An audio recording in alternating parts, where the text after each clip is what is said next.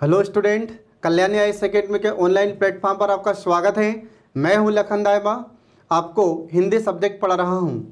तो फ्रेंड्स, आज से हम हिंदी विषय शुरू करने जा रहे हैं। हिंदी विषय को शुरू करने से पहले हमको ये पता होना चाहिए कि हमारे हिंदी का पाठ्यक्रम क्या होता है। तो हम मध्य प्रदेश लोक सेवा आयोग द्वारा आयोजित की जाने वाली मुख्य परीक्षा में जो हिंदी पूछी जाती है, तो उससे संबंधित पाठ्यक्रम के बारे में हम चर्चा करेंगे।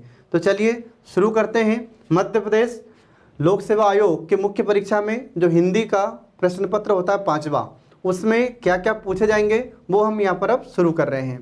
तो देखिए, इसमें मध्य प्रदेश लोक सेवा आयोग द्वारा आयोजित की जाने वाली मुख्य परीक्षा में सामान्य हिंदी में क्या क्या पूछता है। तो इसमें आपको ध्यान रखना है फ्रेंड्स, इसमें क्या पूछेगा अपने से सामान्य हिंदी में। तो यहाँ पर मैं आपको बता रहा हूँ, देखिए सामान्य हिंदी, ठीक है, सामान्य हिंदी।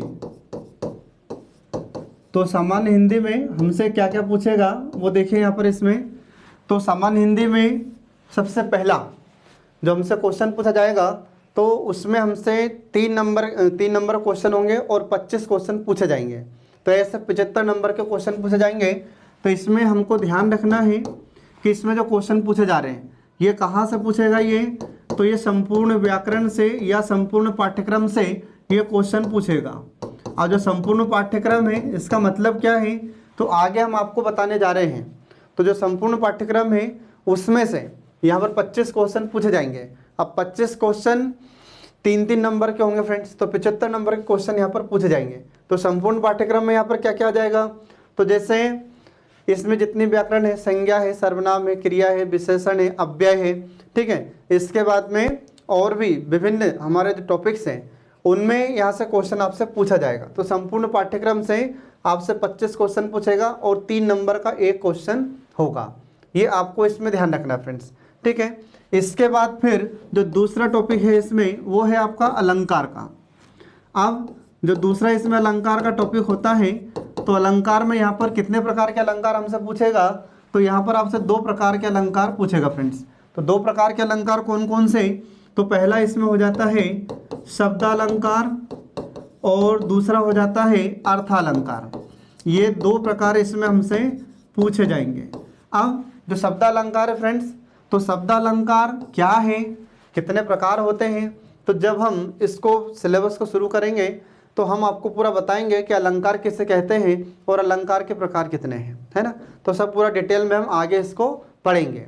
तो यहाँ पर देखिए इसमें शब्दालंकार में, तो शब्दालंकार में इसमें 3 प्रकार हमारे सिलेबस में दिए हुए हैं। तो वे 3 प्रकार कौन कौन से हैं, तो पहला इसमें देखिए अनुप्रास अलंकार।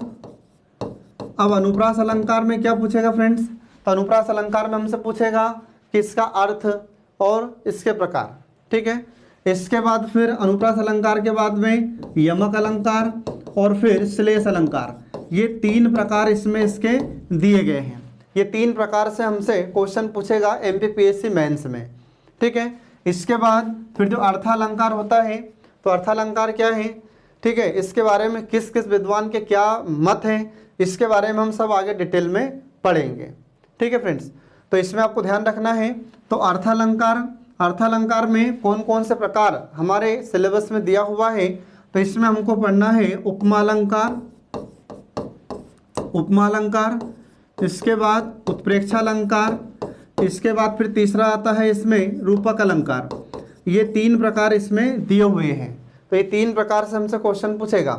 तो इनके सबके अलग अलग प्रकार होते हैं। जैसे अनुप्रास के 5 प्रकार होते हैं, फिर यमक के प्रकार नहीं है, श्लेष के फिर 2 प्रकार हो जाते हैं, फिर उपमा के ऐसे 3 प्रकार हो जाते हैं, फिर उत्प्रेक्षा के प्रकार है, फिर रूपक के प्रकार है। तो ये सब हम जब अलंकार पढ़ेंगे तो पूरा डिटेल में हम आपको बताएंगे, ठीक है फ्रेंड्स। तो इसमें आपको ध्यान रखना है। इसके बाद फिर जो तीसरा हो जाता है, ये हमको इसमें पढ़ना है। तीसरा जो टॉपिक होगा हमारा वो होगा संधि का, संधि। इसके बाद फिर इसी में उसने लिखा है समास, फिर इसके बाद में विराम चिन्ह, ठीक है, विराम चिन्ह। तो ये सब इसमें दिया हुआ है।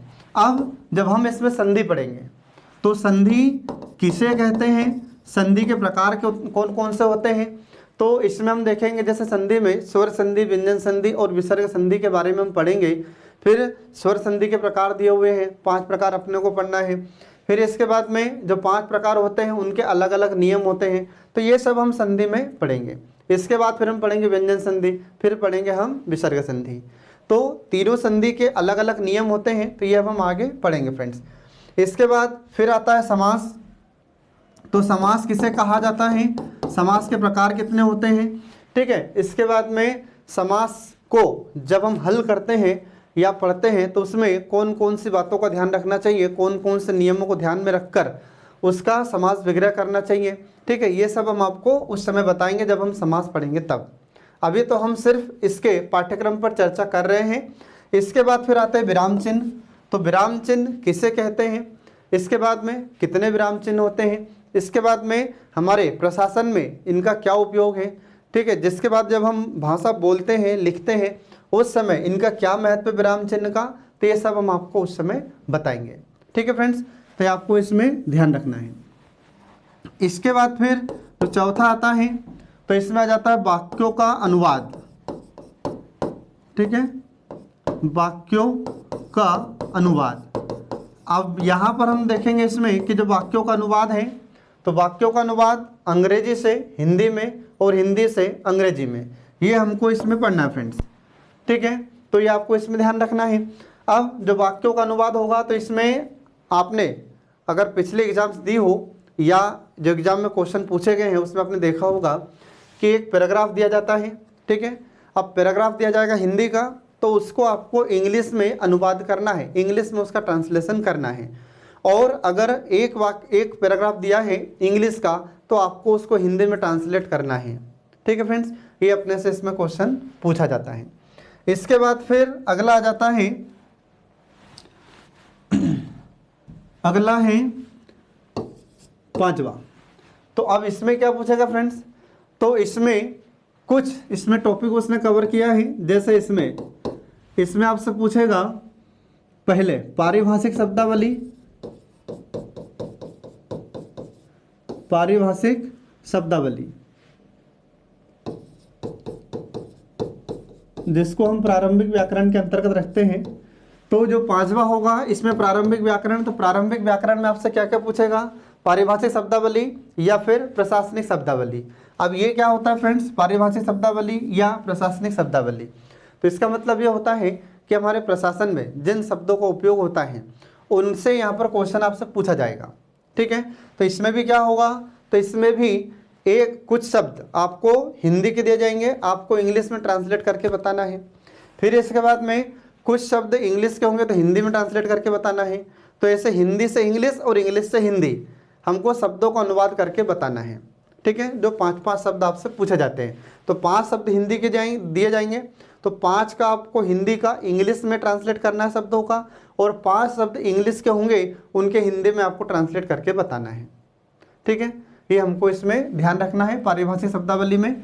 इसके बाद फिर इसी में दूसरा हो जाता है मुहावरे और कहावतें, ठीक है, मुहावरे और कहावतें, ये आपको इसमें ध्यान रखना पड़ता है। अब मुहावरे किसे कहते हैं और कहावतें क्या होती हैं, तो इसमें हम आपको पूरा डिटेल में बताएंगे कि मुहावरा क्या है, कहावतें किसे कहते हैं और दोनों में अंतर क्या होता है, ठीक है। और अभी तक हमसे एमपीपीएससी मेंस में जो क्वेश्चन पूछे गए हैं हम भी यहाँ पर उसका पूरा डिस्कस करेंगे, पूरी चर्चा करेंगे।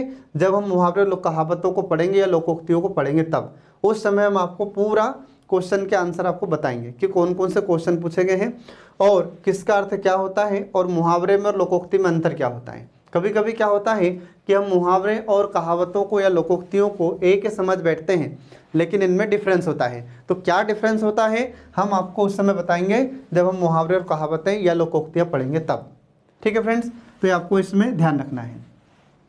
इसके बाद फिर अगला आ जाता है विलोम शब्द। अब विलोम शब्द में तो विलोम शब्द किसे कहते हैं, इसके प्रकार कितने होते हैं, ठीक है, और जो भी विलोम शब्द दिया जाएगा उसका अर्थ क्या होता है, तो हम आपको उस समय बताएंगे जब हम विलोम शब्द का टॉपिक पढ़ेंगे उस समय। इसके बाद में अभी तक हमारे मध्य प्रदेश लोक सेवा आयोग द्वारा आयोजित जो मुख्य परीक्षा की गई है, तो अभी तक जितनी भी मेंस एग्जाम हमारी हुई है उसमें विलोम शब्द से संबंधित जितने भी क्वेश्चन पूछे गए हैं हम उसका अध्ययन यहाँ पर विस्तार पूर्वक करेंगे। ठीक है, इसके बाद फिर अगला आ जाता है पर्यायवाची। अगला आ जाता है पर्यायवाची। ठीक है फ्रेंड्स, अब पर्यायवाची शब्द किसे कहते हैं और पर्यायवाची के प्रकार कितने होते हैं, और अभी तक हमारी मध्य प्रदेश लोक सेवा आयोग के द्वारा आयोजित की जाने वाली जो मुख्य परीक्षा में कौन कौन से पर्यायवाची शब्द पूछे गए हैं, इसके बारे में हम आपको पूरा डिटेल में बताएंगे जब हम पर्यायवाची शब्द पढ़ेंगे उस समय। ठीक है, इसके बाद फिर अगला जाता है अनेक शब्दों के लिए एक शब्द। अनेक शब्दों के लिए एक शब्द। ठीक है, अब इसका मतलब क्या होता है, तो इसका मतलब ये हो जाता है कि एक वाक्य के लिए एक शब्द हमको बताना है। तो इसकी आवश्यकता क्यों है हमको, तो इसको हमारे सिलेबस में इसलिए जोड़ा है क्योंकि जब हम कुछ भी लिखते हैं, कोई भी टॉपिक लिखेंगे या फिर हम मान लो कोई प्रतिवेदन लिख रहे हैं या फिर कोई भी पत्र लिख रहे हैं, कोई शासकीय या अर्धशासकीय पत्र जो भी हम लिख रहे हैं, तो उस समय हमको शब्दों को बचाना है। ठीक है, अब या तो एक लाइन हम पूरा लिखें या फिर एक लाइन को हम एक शब्द में लिख दें, तो इसलिए इसकी आवश्यकता होती है। तो जो अनावश्यक शब्द होते हैं उनको बचाने के लिए अनेक शब्दों के लिए एक शब्द की आवश्यकता होती है। तो इसको भी हम आगे पढ़ेंगे फ्रेंड्स। इसके बाद फिर अगला आ जाता है इसमें मानक शब्दावली।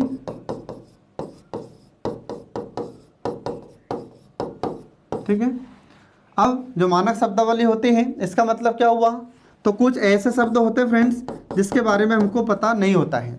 तो जो भी मानक शब्दावली होती है उसको हमको ध्यान रखना है। तो मानक शब्दावली में कुछ ऐसे शब्द होते हैं जिसके बारे में हमको अभी तक ठीक से ज्ञान नहीं है, तो उन शब्दों के बारे में हमको यहाँ पर पढ़ना है। मानक शब्दावली है क्या, तो मानक शब्दावली का सीधा सा मतलब ध्यान रखना, जो हमारी सरकार द्वारा या हमारे प्रशासन में जिन शब्दों को मान्य किया जाता है उसे मानक शब्दावली कहते हैं। तो इन मानक शब्दावलियों के बारे में हम यहाँ पर पढ़ेंगे। तो बहुत सारे मानक शब्दावली है। इसके बाद फिर अगला आ जाता है तत्सम और तद्भव। तत्सम शब्द और तद्भव शब्द, इनके बारे में हम यहाँ पर पढ़ेंगे। अब ये तत्सम तद्भव क्या होता है फ्रेंड्स, तो इसमें आपको ध्यान रखना है तत्सम और तद्भव में, तो तत्सम शब्द ये संस्कृत के होते हैं और तद्भव शब्द ये तत्सम से ही हिंदी में उपयोग में लाए गए हैं। ठीक है, तो इसमें अपने को ध्यान रखना है। तो सीधी सी बात कि तत्सम ये संस्कृत के शब्द होते हैं और तद्भव उसी का बिगड़ा हुआ रूप होता है। मतलब जो क्षेत्रीय बोलियों के शब्द होते हैं या क्षेत्रीय बोलियों के कारण तत्सम शब्दों में परिवर्तन हो गया है, इनके रूप में परिवर्तन हो गया है, तो उसी को हम तद्भव शब्द कहते हैं। तो तत्सम शब्द कौन कौन से होते हैं और तद्भव कौन कौन से होते हैं, तो इसको हम यहाँ पर पूरा पढ़ेंगे फ्रेंड्स। इसके बाद फिर अब ये तो हो गई यहाँ पर हमारे प्रारंभिक व्याकरण की चर्चा। अब इसके अलावा भी हमारा मध्य प्रदेश लोक सेवा आयोग क्वेश्चन पूछता है। ठीक है, यहाँ पर अपन ये जो 7 टॉपिक अपन यहाँ पर पढ़ रहे हैं प्रारंभिक व्याकरण में, इसके अलावा भी और कुछ ऐसे व्याकरण से जिनसे हमसे क्वेश्चन पूछा जाता है।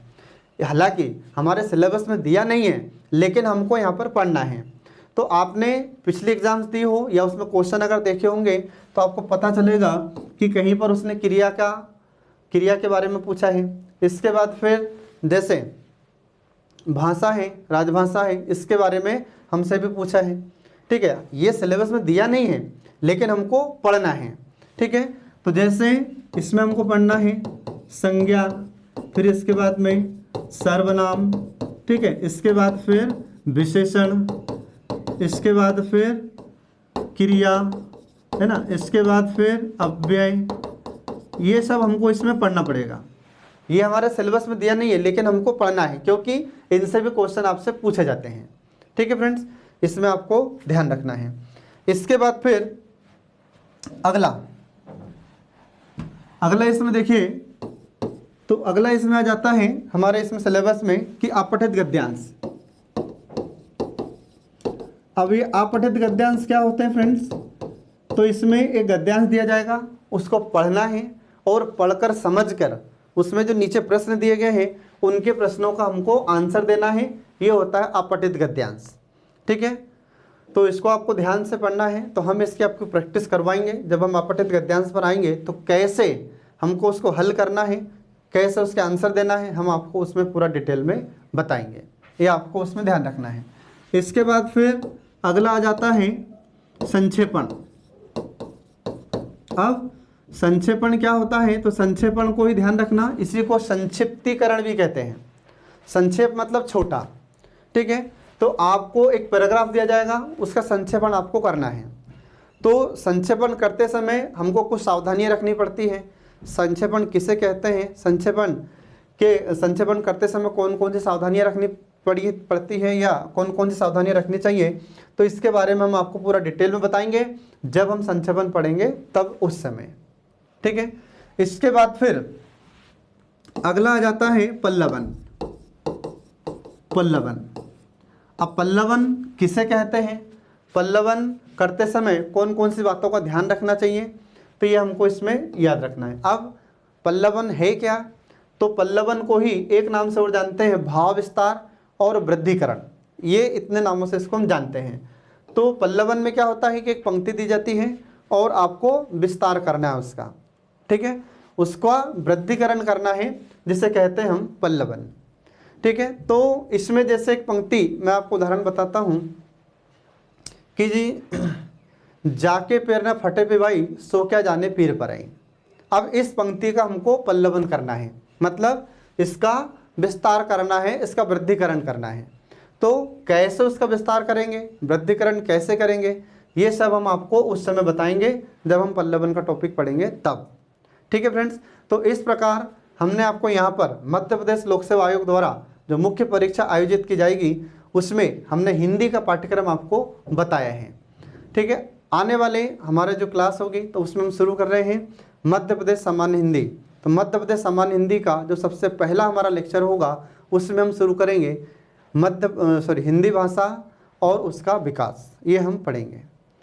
अगर आपको हमारा वीडियो पसंद आया हो तो प्लीज़ लाइक कीजिए, सब्सक्राइब कीजिए और अपने दोस्तों को शेयर कीजिए। Thanks for watching. Hello student, Kalyani IAS academy के ऑनलाइन प्लेटफॉर्म पर आपका स्वागत है।